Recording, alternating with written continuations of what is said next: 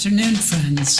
I'm happy to be here. Chloe Schwenke, she, her pronouns. I'm happy to be here from Continuing Quaker Education Committee to partly celebrate the 400th birthday of a particular gentleman named George Fox.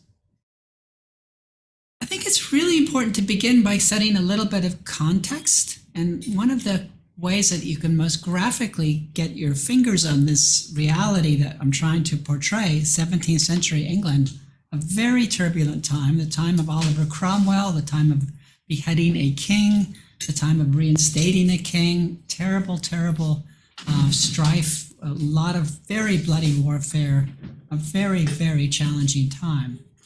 But it was also a time when Quakerism was begun. And not only it was begun as much as a movement as a religion. At a certain point early in Quaker history, in this time, 1 in 11 people in England and Great Britain were Quakers. 1 in 11. So it was a huge movement of its time. Now, huge movements don't just happen. They take leadership. And they take leadership that's able to present a vision of a different world, a world that is, depending on the kind of movement, a world that is dealing with a lot of the challenges that are not being dealt with otherwise. And sometimes that can be truly transformational. Sometimes that can be truly radical.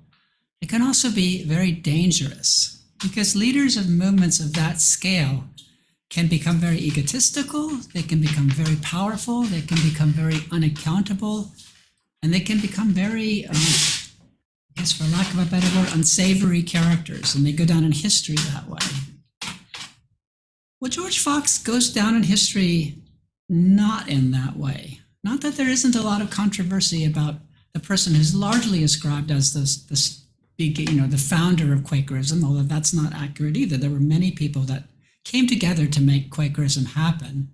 But he clearly was a very prominent leader, and probably the most of the 2 or 3 that really started what we now think of as a religious society of friends, seekers of truth, as it was called in the old days. This was a time when Puritanism was a really big push against the established church in England. The established church in England was a powerful institution. The Church of England, which took the place of the Roman Catholic Church before it, was absolutely an institution of power and of control and of status and of authority. You were required to tithe. It wasn't an option. You were expected to sustain the Church of England no matter what you believed in. So it was very top down, very much in your face, very clear in what it decided was the truth, very powerful in pushing that truth. And Puritans didn't like that. Puritanism, though, at that time was also full of rules. It was a very patriarchal religion. It was very, very bound up by very strict rules, what you can and cannot do. And that's where George Fox grew up in. That's what George Fox really began his religious experience. But it didn't work for him. It just did not work. He really bristled at people telling him what to believe. And his issue largely throughout his life was about power. About where does power come from? What right do people have to coerce people into doing other things? But even more importantly than that, on what basis should we stratify society around classes of people? And England at that time, Britain at that time, was very stratified, and to a large extent it still is. Very clear class structures. You were supposed to know what your place was. You were supposed to be, accepting of your place in society and not being, not pushing back. It was also a society that had lots of reminders of your place in that society. If you were a man, you were absolutely required. It wasn't a nice, polite thing. You were required to doff your hat when a superior came within range. And this was not simply, there you go, this was not simply, a pleasantry. If you didn't do it, you would be in serious trouble. And those were just the kinds of ways that were built into a culture, a set of norms, a set of cultural expectations of keeping people controlled and making sure that the institutions of power retain their power.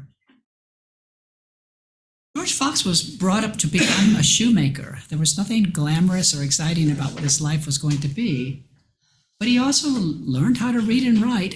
He wasn't a terribly good writer, but he was a good reader, and he basically learned the Bible inside out. And he was an absolutely devout Christian, but in his own way. And I can't stress that enough, because he kept trying to find more and more about this person, Jesus Christ, and what his testimony was in this world. And people were telling him things, lots of things, that just did not speak truth to him.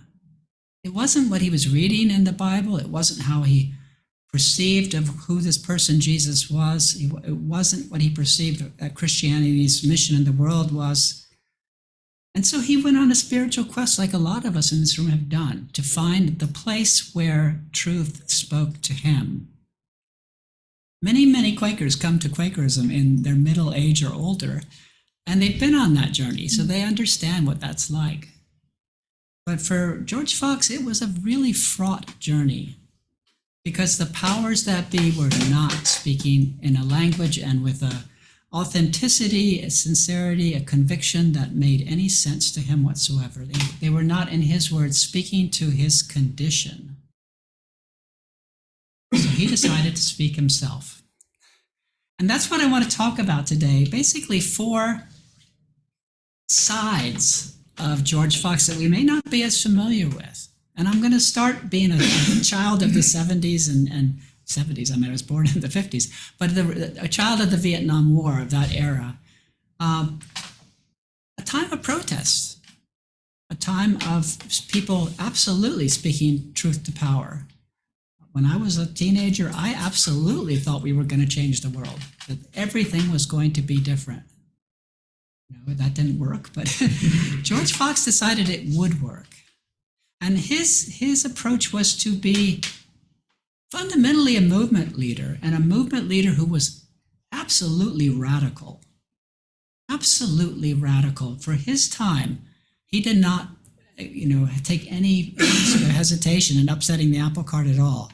He was very, very clear that he was not only going to challenge religious authority, but political authority, social authority, economic authority. He wanted the world to be very, very different than it was for him. And having heard our meetings, some of the messages in our meeting today, there's a lot of that still. We want the world to be really different than it is right now. Well, George Fox was in that space. So he wanted to make sure that it wasn't about him and his ego, however. He wanted this to absolutely be about his sense of what Christianity was supposed to be in this world. He was not able to get that clear messaging from the established sources, but he found his own way. And his own way was to really trust in the Bible that he read, but also to cultivate what he sensed was a natural connection to Jesus himself. This was just like, yeah, absolutely accessible. I don't need anybody to tell me what Jesus Christ is in this world. I can understand. It's not that hard. It's very hard to live, but it's not that hard to understand what the real testimony of Jesus was in this world and what it means to a world that is absolutely not about justice, equality, fairness, respect. The messages were so strong in the Bible to him and so at odds with what his experience in the world was. And so he, right from the very beginning, had no hesitation being radical. He challenged authority at every level. He refused to take his hat off to people of, higher status than he was. He absolutely refused to, that was a time when everybody was expected to make oaths. In other words, to swear allegiance to this, that, or the other, and to, make their promises, their contracts, etc., all on the basis of oaths. And this is a real typical George Fox kind of approach. He said, well, wait a second. Why would I have such a thing as an oath? Does that mean that there's two standards of truth? One for everyday truth that we can kind of fudge around the margins, and then the one that is really truth? That's not a Christian sense for me, according to Fox. Let's have one standard of truth. When I say this is what I commit to, that this is what I am about, this is my truth to you, I don't need to swear an oath. And we hold that testimony to this day where, Quakers will say, I'm not going to, swear an oath. I'll affirm my position on this. I myself have done that many times when we've been asked to, everybody to swear on this, that, and the other. And I will say, no, I'm a Quaker. I will affirm that. And it's a great ministry opportunity. It's a really big opening for a lot of people to think, wait a second, you mean we're not supposed to have two standards of truth? That was a very typical George Fox kind of approach to say, let's start with first principles. Let's start with the principle that this is a world in which all people are equal, that we do not go through these measures of saying, oh, you're so superior to me, I will take my hat off to you, etc. He was absolutely about equality. This was even bizarre for George Fox because he was a Puritan by upbringing. That was a very sexist religion. And George Fox was not that way. He absolutely accepted the equality of women as much as he could do in that culture. And what he could do in that culture, his position was phenomenally radical as a feminist of his age. The fact that women could be just as much conveyors of God's testimony as men was unheard of in the 17th century in Great Britain. So he was absolutely not going to, have the world as he saw be the basis on which he was going to be building his career, his life around. So, so he was a dissident radical leader. That's the first thing I want you to think about. The second was, he was actually very charismatic. I think all of you probably had that experience in your life where somebody, walks into the room and they're there. Some people just have that charisma. They're able to command a room, as it were. They don't, it's not something they necessarily cultivate, or they just have it. They're not always nice people, but they do have that charisma. And he definitely had that. He had that charisma and the boldness to not only walk into a room and own the room, but to know what to do with that particular gift, as it were. He was also not shy about sharing what his thinking and his witness, his testimony was. He did lots of pamphlets. They're atrociously written. He was not a good writer.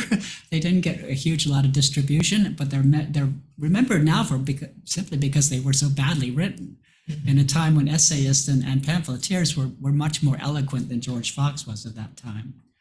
But as a person, impressed people. He impressed William Penn, and it wasn't easy to impress William Penn, very, very well-educated and very, former governor of the state of the colony of Pennsylvania, a well-established, very well-educated man, thought very highly of George Fox.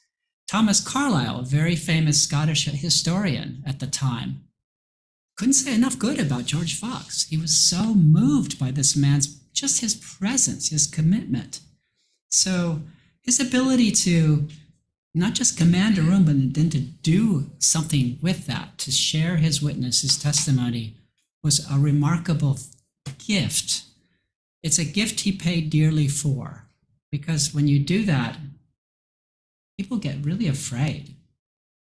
And people in power in particular get really afraid, and people in power in the Church of England at that time got really afraid. He was regularly thrown out of churches because George Fox would wander into a church and speak his mind. He would own the room. Churches and Anglican priests were not happy about that. He got thrown downstairs of churches all the time. He had a brass encase Bible thrown at him. He got put in jail, and jail in those days was really appalling. In fact, he describes one jail that he was in Derby, where he was put he and some other Quakers at that time were put at the lowest level of the jail because that's where all the sewage would settle down. And in fact, they would actually take the buckets full of sewage from the floor above and throw it right on top of the people down below. These were really horrific things, but it didn't stop them. The third thing is this notion that, George Fox was really well connected, but not in the normal sense. It wasn't about the people he knew. He had such a clarity of conviction that he was connected to Jesus, that he could absolutely access the Spirit. And of course, the Spirit in his vocabulary at that time was absolutely Jesus Christ. And his whole way of speaking was rich in that Christian, structure. Yeah, Jesus was there. Jesus was accessible, but not in a way that he was, pretending to speak for Jesus. He spoke about how Jesus reached into his life and changed his life. He didn't say, Jesus is telling me to tell you to do such and such. He spoke about what happened in his life by having that direct access and by challenging the people who failed him in his spiritual quest. Those priests, those people in authority, that people that could not speak to his condition, why are they in those positions? Why are they elevated and have so much power and have so much wealth? Tithe, the 10%, goes to those priests. Why is this happening? You don't have to have any of this. You have a connection. I have a connection. You can have that connection too. And that's a really core piece of Quakerism that's never gone away. We don't really need priests or clergy to do that. The last part of this, though, is that it wasn't just what happened in the meeting house. Again, we heard some meeting, messages today about what should Quakers do in the world about what's going on in the world. And George Fox was one of those Quakers that spoke out and pursued social action in his day. I'm going to do a quick reading of because I think you need to hear his words, not just Chloe's words, of George Fox, the social reformer. He uses a couple of words I need to explain. He talks about separate priests, separate clergy. Those are clergy that want to separate from the Church of England. He also talks about professors. That's not like people like me. That's somebody who professes their faith. Well, hopefully I'm a professor that way too. But that's what, anyway. At a certain time, when I was at Mansfield, there was a sitting of the justices about hiring of servants. And it was upon me from the Lord to go and speak to the justices that they should not oppress the servants in their wages. So I walked toward the inn where they sat, but finding a company of fiddlers there, I did not go in, but thought to come in the morning, when I might have a more serious opportunity of discourse with them. But when I came in the morning, they were gone, and I was struck even blind that I could not see. I inquired of the innkeeper where the justices were to sit that day, and he told me at a town 8 miles off.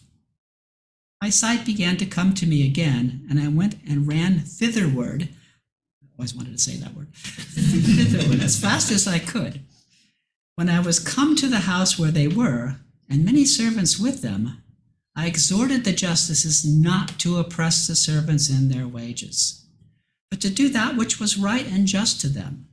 And I exhorted the servants to do their duties and serve honestly.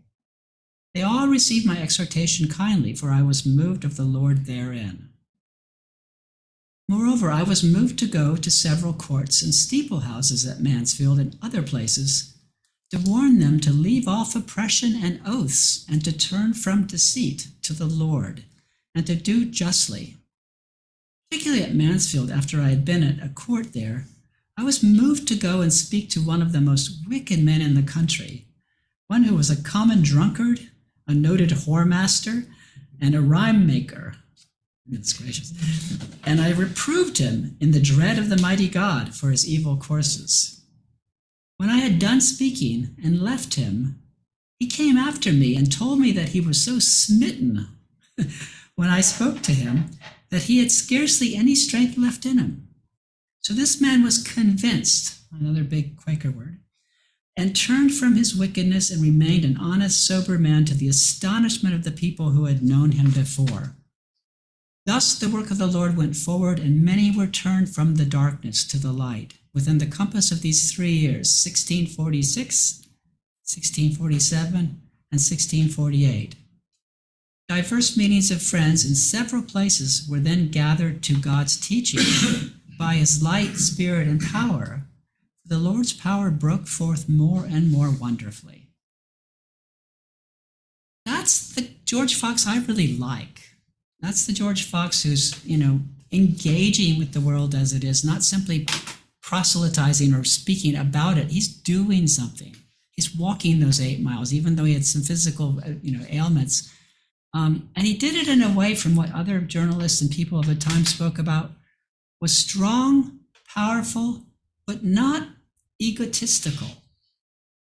There are some writers about George Fox who would challenge that, but I'm more persuaded that he, as some people said, was someone who absolutely commanded your attention, but in a way that was endearing, not oppressive, not offensive. He was somebody that when you heard speak, you were moved in a positive way. You weren't not, pushing back at this power monger person of leading a movement. That wasn't George Fox. So I'm going to stop there and just ask if we have any specific questions. I've got some queries I want to share, but just, I've been doing a lot of talking. Do you have questions or concerns or preconceptions about George Fox that we can talk about? Yeah.